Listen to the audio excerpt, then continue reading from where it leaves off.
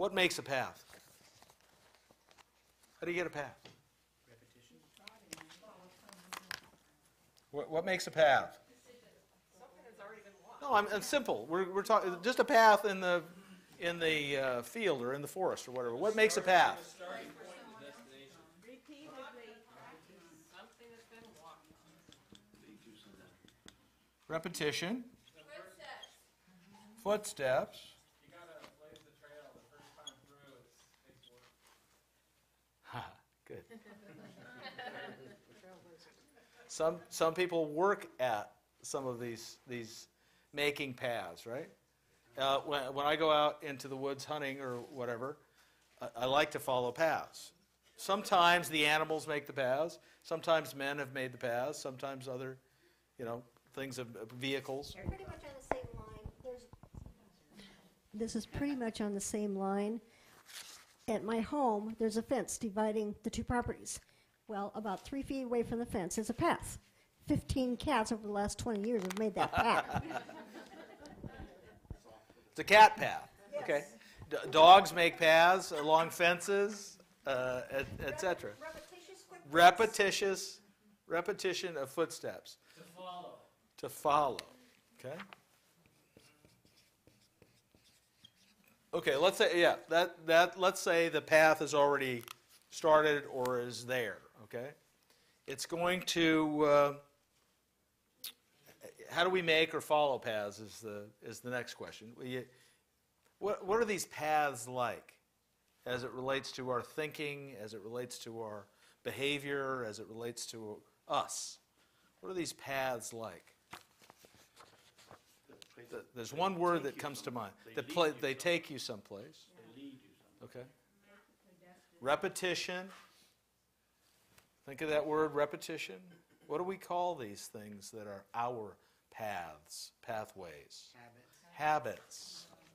That's the word that comes to mind when I think of paths. I think it's interesting. Is there one path, or can people be following two paths at the same time and pretending like they're only on one?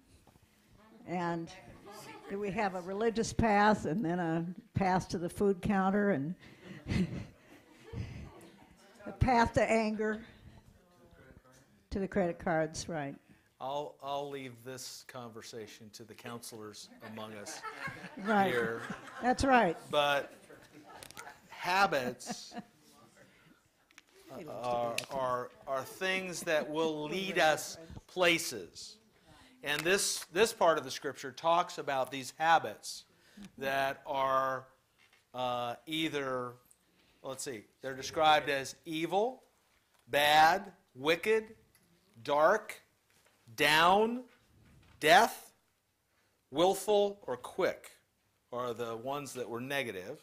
Mm-hmm. And there were 22 scriptures that related to that. It was hasty in another translation. Okay. There are some paths that God watches, or the ways of man God watches. And those aren't necessarily evil or bad, but I call those neutral. Those are neutral paths. 5:21. For the eyes of Yahweh observe a man's ways and surveys all his paths. And it kind of ties back into here, doesn't it? Kind of ties back into the wisdom and the fear of the Lord. There's 5 scriptures that relate to God watching our way. Yes, ma'am. Go ahead. I was just going to say, I'm not sure there are neutral paths. I think you're either going the right way or you're going the wrong way. I just meant neutral scriptures that talked about the way or the path. Okay. But it's God watching us. And there are some good scriptures. There are more good passages about paths. The path of the virtuous, the path of the good, path of the just, path of the honest, path of the straight paths, smooth paths, path of the prudent, and paths of the Lord. Interesting. Or the way of the Lord, it's called. So there are interesting things here. Now, paths goes back to another word that I want us to camp on a little bit. Choices. Go ahead, Betty. You got a thought? I think what happens is we think of paths as what is going to be your career path, what is going to be your educational path, but we never say what is going to be your ethics path. And Proverbs is saying what are your ethics path going to look like? And these paths lead to places. We were talking about these ideas about wisdom.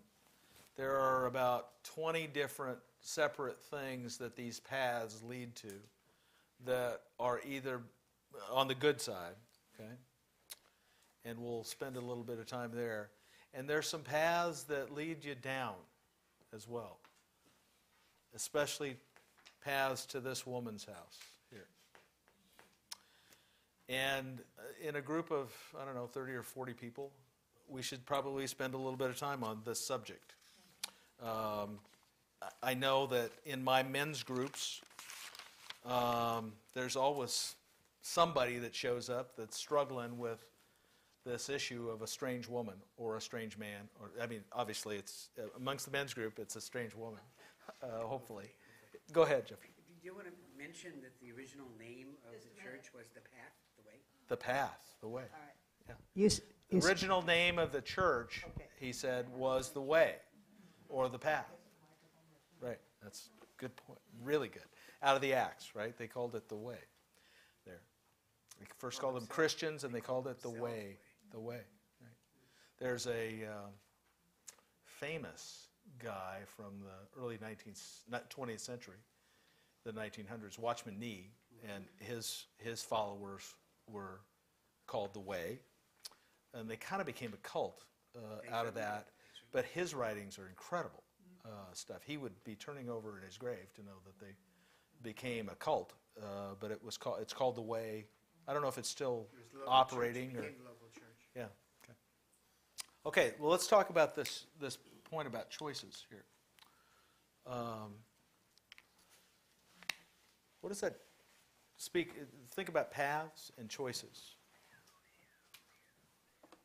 You don't think the first step down a path is very bad, right?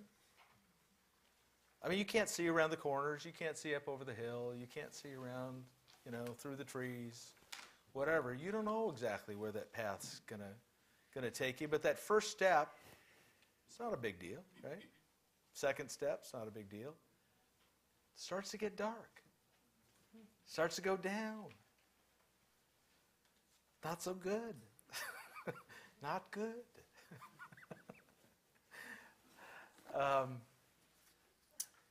And I want to.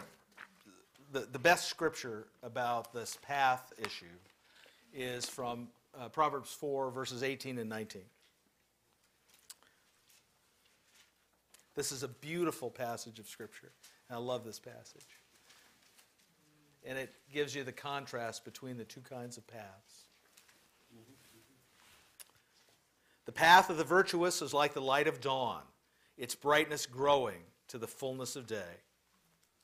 The way of the wicked is dark as night. They can't tell what it is they stumble over.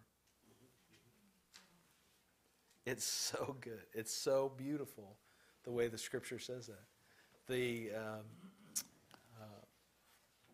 The path of the righteous is brighter and brighter until the day. It is, to the perfect day.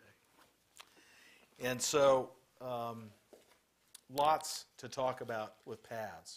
But it relates to choices. And this choice, this path, the first time we see this terminology, path, in the Proverbs, it talks about so that you will avoid the strange woman. So the Proverbs are kind of written to men, if you would, and it relates back to women as well. But let's camp a little bit on the strange woman.